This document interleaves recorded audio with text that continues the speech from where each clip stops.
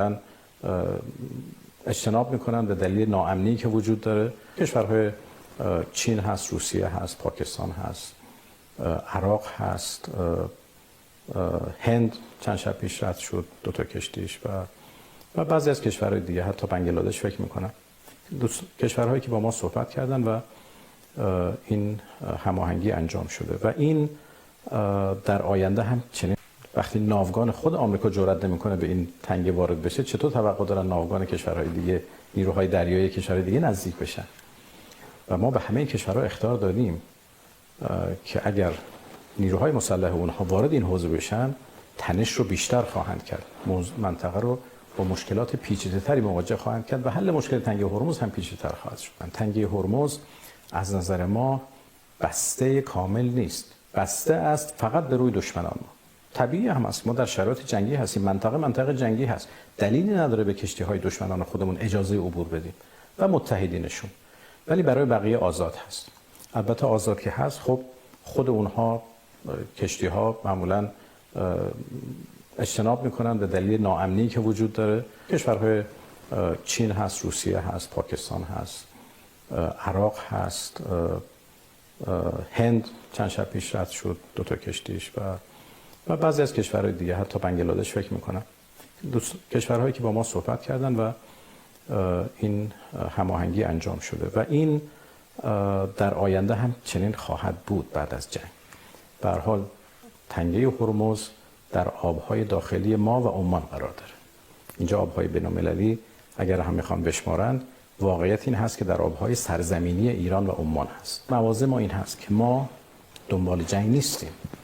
این جنگ ما نیست. ما این جنگ رو شروع نکردیم و خواهان خاتمه جنگ هستیم، ولی به شکلی که دیگر تکرار نشود. به همین دلیل آتش بس نمیخوایم.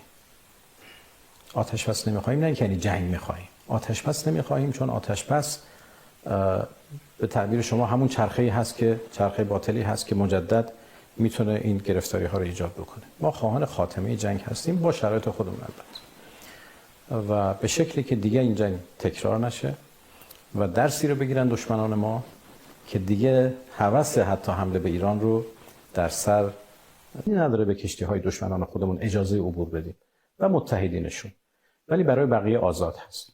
البته آزاد که هست، خب خود اونها کشتی‌ها معمولاً اجتناب میکنن به دلیل ناامنی که وجود داره. منطقه دیگریش تنگه هرمز هست. بعد از 47 سال بالاخره ما رو مجبور کردن که اقتدار خودمون رو برای این منطقه، برای این آبراه، برای این تنگه هرمز نشون بدیم و به دنیا بدیم. باورشون شاید نمیشد. فکر میکردن که ایران بلوف میزنه، فکر میکردن که ایران جرأت چنین کاری نداره، ولی ما با قدرت این کارو کردیم و تمام توان خودشون رو بسیج کردن که این کار رو متوقف بکنن و نتونستن. حتی متوسل شدن به کشورهای دیگه، حتی متوسل به کسانی که خودشون دشمن میشمارند، متوسل شدن که بیان کمک بکنید این آبراه رو باز بکن. و خب هیچ کم استقبال نکرد، چون اصلا شدنی نیست. وقتی ناوگان خود آمریکا جرئت نمیکنه به این تنگه وارد بشه، چطور توقع دارن ناوگان کشورهای دیگه، نیروهای دریایی کشورهای دیگه نزدیک بشن؟ و ما به همه این کشورها اخطار دادیم که اگر نیروهای مسلح اونها وارد این حوزه بشن، تنش رو بیشتر خواهند کرد، منطقه رو با مشکلات پیچیده‌تری مواجه خواهند کرد و حل مشکل تنگه هرمز هم پیچیده‌تر خواهد شد. من همینجا این رو هم عرض بکنم، تنگه هرمز از نظر ما بسته کامل نیست، بسته است فقط به روی دشمنان ما.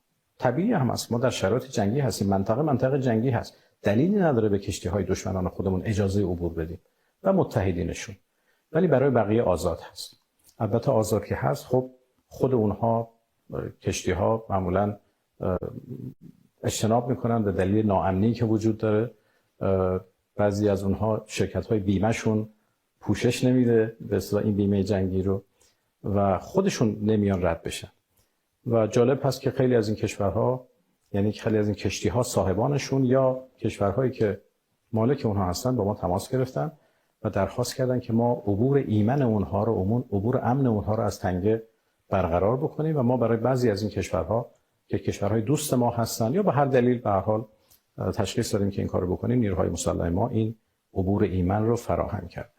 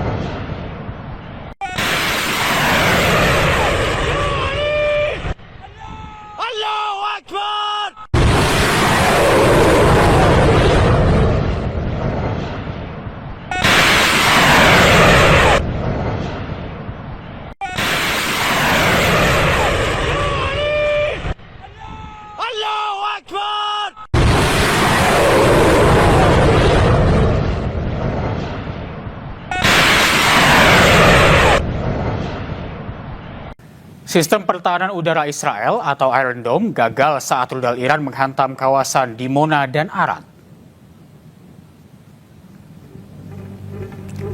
Rudal Iran menghantam Dimona dan Arad dan melukai puluhan orang. Serangan ini mengungkap celah dalam sistem pertahanan rudal Israel. Fasilitas penelitian dan reaktor nuklir utama Israel di Guru Negev Selatan dianggap sebagai salah satu lokasi paling terlindungi di negara Zionis ini. Namun pada Sabtu malam, 2 rudal balistik Iran menghantam permukiman penduduk di Dimona dan Arad di dekatnya. Serangan itu melukai sekitar 175 orang dan setidaknya 10 diantaranya mengalami luka serius.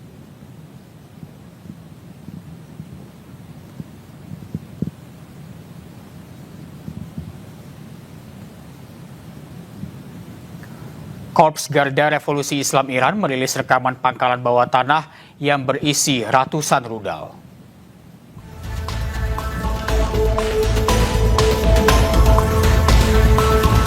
Korps Garda Revolusi Islam Iran atau IRGC menyatakan pangkalan bawah tanah ini menyimpan ratusan rudal dan peralatan pertahanan lainnya.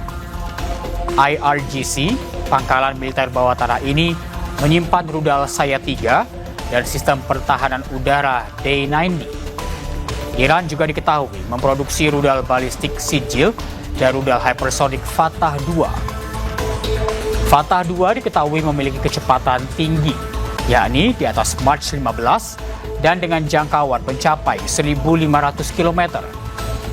Iran diketahui memiliki setidaknya 3.000 rudal balistik yang membuatnya menjadi kekuatan militer utama di Timur Tengah.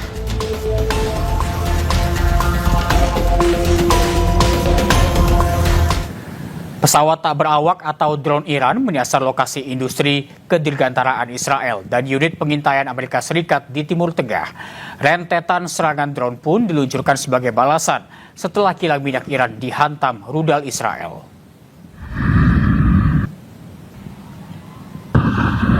Militer Iran mengumumkan bahwa mereka telah meluncurkan serangan menggunakan pesawat tak berawak. Kali ini mereka menyasar lokasi industri kedirgantaraan Israel dan unit pengintaian Amerika Serikat. Iran menyebut serangan drone ofensif ini diluncurkan dengan target Israel Aerospace Industries di dekat pangkalan udara Ben Gurion. Tak hanya itu, drone-drone ini juga menyasar pesawat pengintai Amerika Serikat di pangkalan udara Pangeran Sultan. Hingga kini Israel maupun pusat komando Amerika Serikat belum memberikan komentar terkait serangan ini.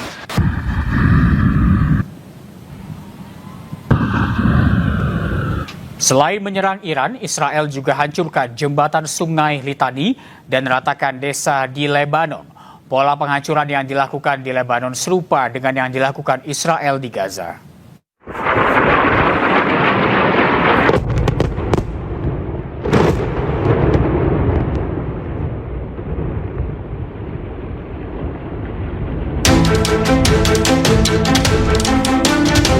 Militer Israel secara signifikan meningkatkan intensitas serangannya di Lebanon dengan menargetkan infrastruktur sipil vital.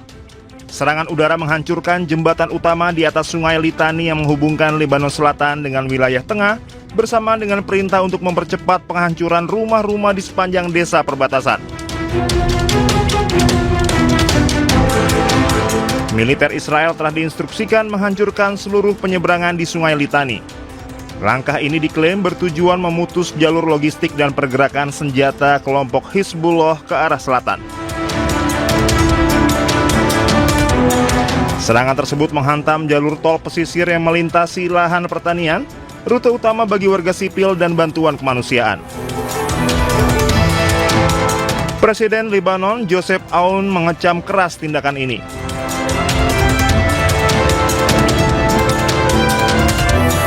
Selain infrastruktur jalan, Israel juga mempercepat penghancuran rumah-rumah di desa.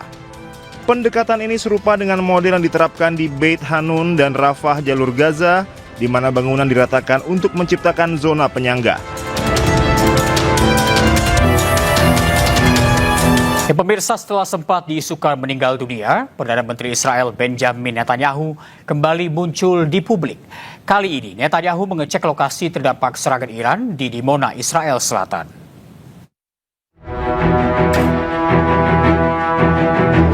Perdana Menteri Israel Benjamin Netanyahu mengecek langsung lokasi yang terdampak serangan Iran di Dimona. Netanyahu melihat kerusakan dan mengecek kondisi warga di sana. Netanyahu mengingatkan warganya untuk masuk ke dalam bunker bila peringatan serangan terjadi. אני פה בדימונה עם ראש העיר בני ביטון, אבל אני רואה פה בדיוק מה שראיתי בערד ומה שאני רואה מתחילת המלחמה. מי ששומע התראה ושומע אזעקה ונכנס למרחב מוגן, או לממד או למקלט, לא קורה לו שום דבר. היה מקרה אחד חריג, אחד, שטיל חדר בדיוק על המקלט, מקלט ישן, שני אנשים נהרגו, כל השאר ניצלו. מאז כל מי שנמצא בממד, כל מי שנמצא במרחב מוגן, לא קורה לו כלום. Kemunculannya kali ini sekaligus menjawab isu bahwa dirinya tewas akibat serangan Iran. Netanyahu juga tegaskan bunker-bunker di penjuru Israel siap melindungi warganya dari serangan Iran.